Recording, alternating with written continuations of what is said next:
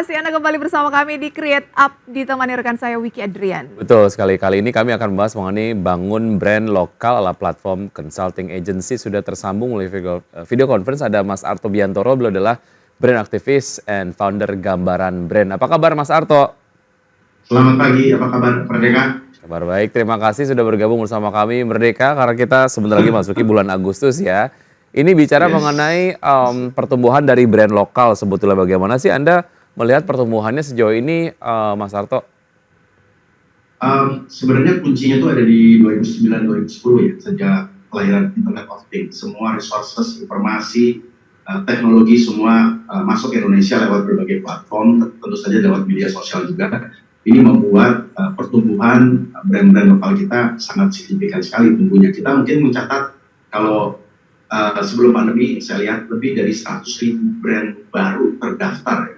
Terdaftar ini belum yang belum terdaftar, hampir 100.000 betul. Permohonan pendaftaran merek ya. Jadi saya rasa ini salah satu bukti dan bentuk yang sangat positif sekali dengan apa yang terjadi dalam beberapa tahun belakangan.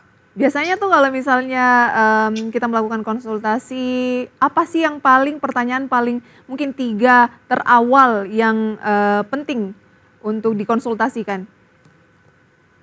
Biasanya pertanyaan-pertanyaan basic ya, yang dimulai dengan bagaimana saya mulai membangun brand, kemudian brand strategi apa yang harus saya ciptakan, dan kemudian salah satu lagi yang biasanya umum antara dua ini ya, bagaimana kami mengkomunikasikan brand ini atau target market apa yang biasanya harus kita pilih, karena Indonesia ini sangat kaya sekali Mbak, jadi kadang-kadang kita terjebak dalam market yang begitu besar sehingga kita akhirnya malah nggak fokus. Artinya itu berarti menjadi satu hal yang paling penting ya, proses yang paling penting untuk kemudian dijalani lah. Nah, hal-hal yang paling krusial lah pada saat awal mendirikan sebuah brand itu apa sih, Mas?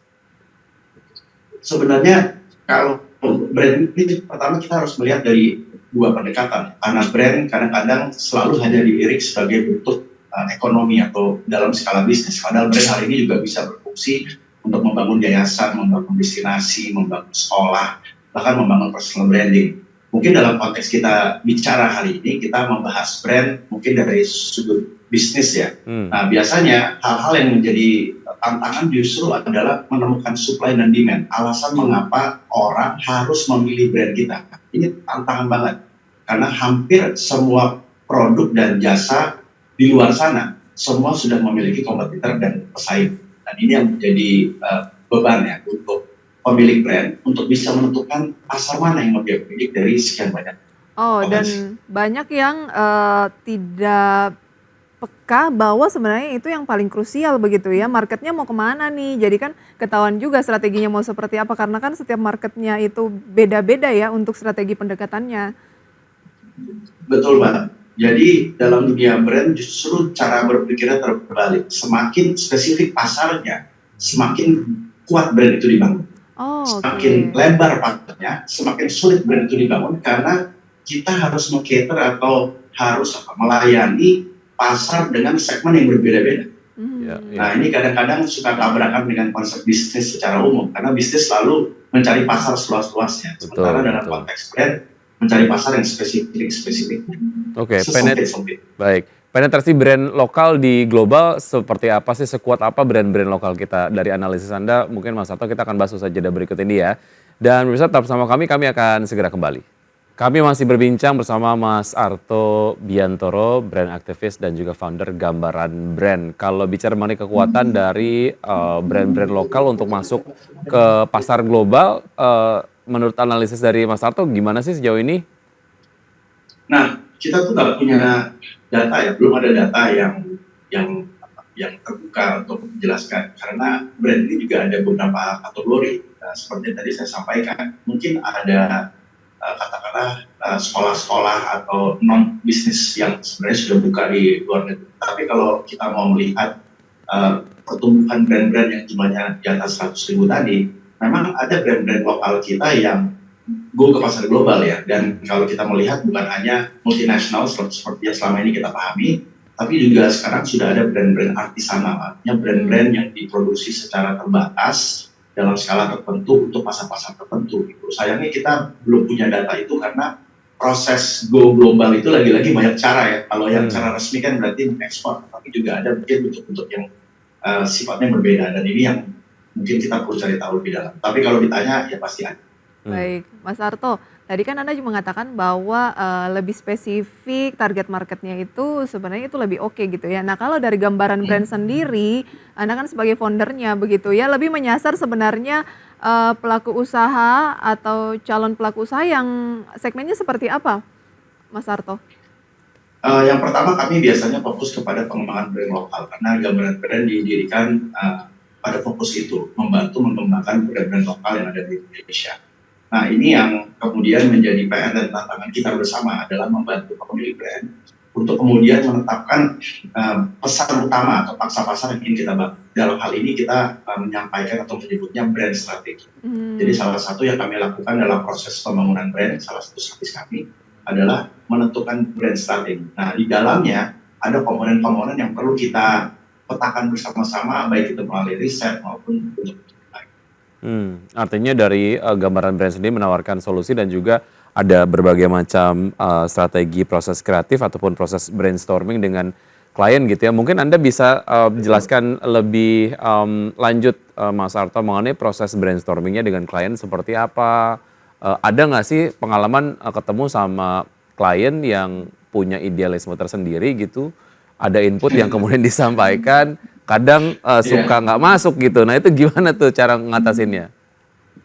sangat. Jadi pendekatan membangun brand itu ada dua, Mas. Yang pertama basisnya adalah marketplace atau ya basisnya adalah potensi pasar. Jadi melihat apa yang akan terjadi 2-3 tahun ke depan. Ini biasanya umum dilakukan oleh para CEO, managing director yang memang kemudian melihat pertumbuhan tren akan ke sana. Tapi kita juga menemukan satu jenis karakter pemilik brand yang sifatnya visioner. Jadi dia tidak melihat apa yang ada di pasar, tapi apa yang ingin dia lakukan, lalu menciptakan pasar dari visi tersebut. Jadi istilahnya membabat hutan sambil berjalan gitu ya. Kalau sementara yang satu lagi adalah melihat apa yang terjadi di luar sana lalu masuk ke dalam ini ke pasar itu. Itu menarik sekali. Mas Arto, gambaran brand ini sudah berdiri berapa lama? Kemudian kalau Anda mencermati paling banyak yang melakukan konsultasi atau menjadi klien Anda ini dari sektor yang bagaimana dan paling banyak yang akhirnya bisa go to internasional, itu brand yang bagaimana?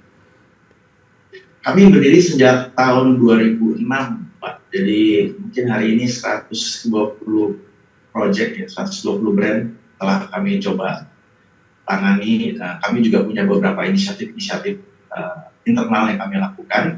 Dan ya ini tentu saja tantangan ya, karena ini jumlahnya terus bertambah. Oke. Kalau dilihat dari kualifikasi brand yang sangat bisa untuk penetrate market lebih oke, kemudian juga ekspansinya lebih baik, itu brand yang kayak gimana sih, Mas? Ya, mungkin sekalian menjawab pertanyaan tadi. Ya. Hari ini menarik karena klien atau partner pembangunan brand yang kami bangun bukan hanya datang dari 3 mainstream industri ya. Yang satu biasanya makanan, fashion atau craft. Tapi ini hampir 17 subsektor. Kadang-kadang kami masuk ke area pengembangan kawasan, destinasi branding. Kami masuk ke branding untuk institusi, kami membangun branding untuk NGO. Jadi itu yang menarik, meskipun di awal-awal karir, waktu gambaran berdiri di 2006, kita punya beberapa brand yang basisnya memang FMCG. Tapi semakin ke sini, ini karakter industrinya sangat luas dan sangat besar sekali karena memang brand digunakan gitu. Baik, dengan karakter industrinya yang makin luas dan kebutuhan yang makin tinggi begitu ya, kami berharap gambaran brand bisa lebih memiliki peran lagi, kemudian lebih berkembang lagi dan sukses selalu untuk Mas Arto Biyantoro beserta tim. Baik, terima kasih Mas Arto, sukses untuk Anda, waktu kita sangat terbatas. Kita ngobrol lagi lain waktu ya. Thank you Mas. Baik, terima kasih. Siap. Oke, kita akan update kembali pergerakan IHSG dari pembukaan sesi 1 tadi pukul 9, tapi sekarang kita sudah ada di 9:27. Pemirsa, kita lihat data selengkapnya. Indeks harga saham gabungan pemirsa sejauh ini bergerak menguat 0,39% di 7.272, berusaha menuju ke 7.300-an begitu ya.